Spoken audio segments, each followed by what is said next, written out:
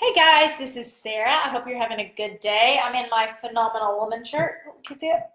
There we go. I'm taking several pictures in the shirt. But yeah, I'm in my phenomenal woman shirt, feeling like it's a pretty phenomenal day. And so I wanted to connect with you guys.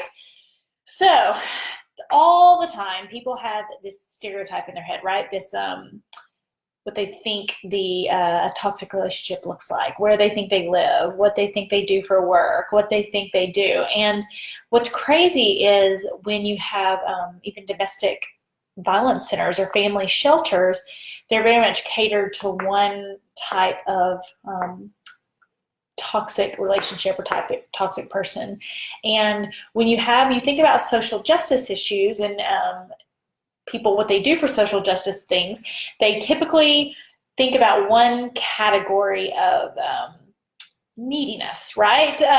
One category of people who need help, one category of people who need social justice work, right?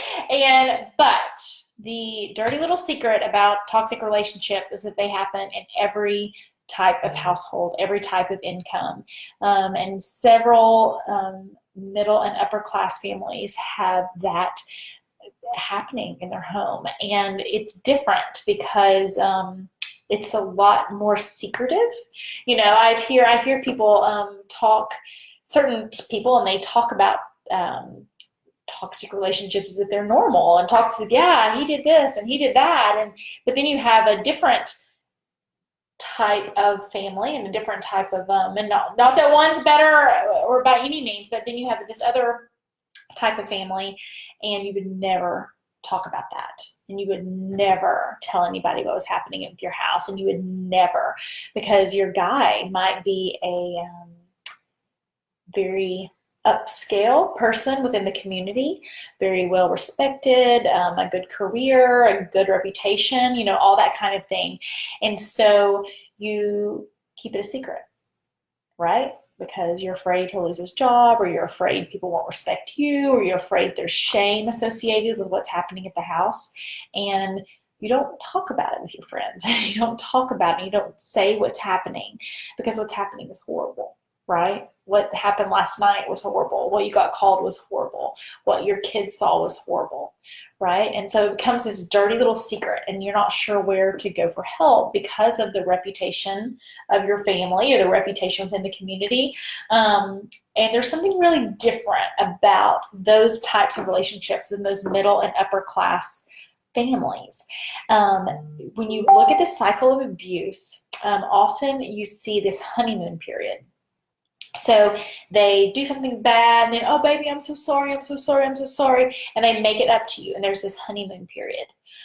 But within the middle and upper class families, you don't have the honeymoon period, because you have this sense of entitlement, and he thinks he's entitled because he works or because of his standings in the community. He's entitled to treat you that way if you don't do what he wants. He's entitled. Well, you shouldn't have made me upset. He's entitled. Well, you should have acted better. He's entitled. Well, you shouldn't have done that, and then I wouldn't have had to, right? And so there's that sense of entitlement. So even when you study the cycle of domestic violence, and emotional and verbal abuse absolutely counts in this. And every bit of research on this is going to say that verbal and emotional abuse is even more difficult than physical abuse. So I don't want to downplay any type of harm that has come to you. It's all bad. But when you study that cycle, there's this honeymoon period, right? And, oh, baby, I'm sorry. But within these middle and upper class homes, there's never even a honeymoon period, because he was entitled to treat you badly. You didn't do what I wanted, so you deserved it. And they truly think, well, you deserved it. And that's a completely different dynamic than anything you might even pick up in a package from a family shelter or something like that. And there's this undercurrent belief: if I could stop making him mad, this behavior would stop. If I could stop making him mad, he wouldn't be mean to me. If I could just stop making him, if if I could just change myself, if I could just stop, if I could fix it, if I could. If I could be different, he would treat me differently. And it continues and it continues and it continues. And people don't say anything because of his reputation. They don't say anything because of their reputation. And the craziest thing is then when this middle and upper class situation, then when they get out of the relationship, nobody believes them, okay? In certain social dynamics within our country, you can go to your friend and say, gosh, he did this to me last night, and it's awful what he did, but your friend's like, yeah, and they believe you automatically, right? And within middle and upper class families who go through this, they go to their friends, and their friends say, well, he's not the type of guy that would do that. I'm not sure what the type of guy is, what type of job that guy has, or what type of income he has, or what type of house he lives in. But one of the worst things about being in a toxic relationship within a middle to upper class household is that no one believes you. He wouldn't do that. Look what a great guy he is. He wouldn't do that. Look what job he has. Look how much money he makes. He takes care of you. He provides for you. He wouldn't do that. And the cycle continues, and the cycle continues, and the cycle continues, and the entitlement continues. Okay?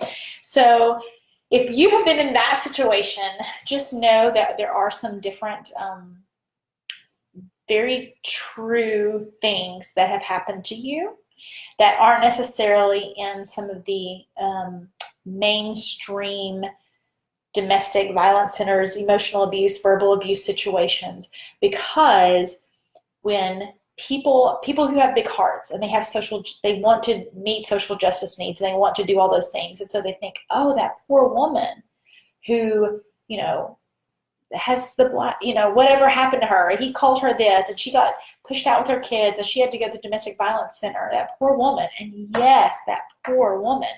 But so much of the research and government programs and government research and government funding have gone to that woman, as that woman needs help. That's amazing. That's amazing. But that woman's circumstances and situation, there's a different. When you have a guy who looks from the outside as if he's like the pillar of the community, and then he comes in the house and it's like all hell broke loose. There's not as much mainstream research on that. The cycle of abuse doesn't keep into account that there's no honeymoon period because he doesn't think he did anything wrong. He thinks you deserve it. So it's like, once again, like a whole nother set of rules for this type of community and this type of situation that don't necessarily follow the typical pamphlet or the typical pattern of behavior. So just know that if that's you and no one believed you, and he seems like the pillar of the community, or he seems like a great provider, or he seems like he wouldn't do that. He has a good job. He wouldn't do that. He's involved in his kid's life. He wouldn't do that. He's not on drugs. He wouldn't do that. He doesn't even drink. He wouldn't do that. He's not an alcoholic. He wouldn't do that. He's from a good family. He wouldn't do that. He wouldn't do that. He wouldn't do that. He wouldn't do that. I believe you. I just want you to know that I believe you. Okay? And there are other people who believe you, and your story is believable. And so if you are in that situation, I just wanted to reach out with you with that information today. So I hope that helps. And if you have any questions, shoot me a message and I'll be happy to talk to you more. And hope you have it's Wednesday, so we can go over our Who We Are Wednesday. So who we are in this group, we get past our past, we get real about our present, and we get serious about our future. And that is the key to healing. If you've not checked out the webinar on the who heals and who doesn't from a toxic relationship, watch it. Watch it, watch it, watch it, watch it. It is so, I've had so much feedback from that. And so when people go, oh my gosh, I realize now why I'm stuck. Oh my gosh, I realize now why that wasn't working. Oh my gosh, oh my gosh, oh my gosh. So check it out if you haven't. If you have any questions, let me know. I hope you have a great Wednesday. Welcome our new members. We have several, and the requests just keep on coming. And you wouldn't believe all the requests of people that I don't let in this group because I actually like check you out to make sure I feel like you're like a safe person before you get in this group, because I want this to be a safe space for you. So I hope you're having a good day. I'm sure that was a triggering message for many of you, and I just want you to know that I believe you. Have a great day.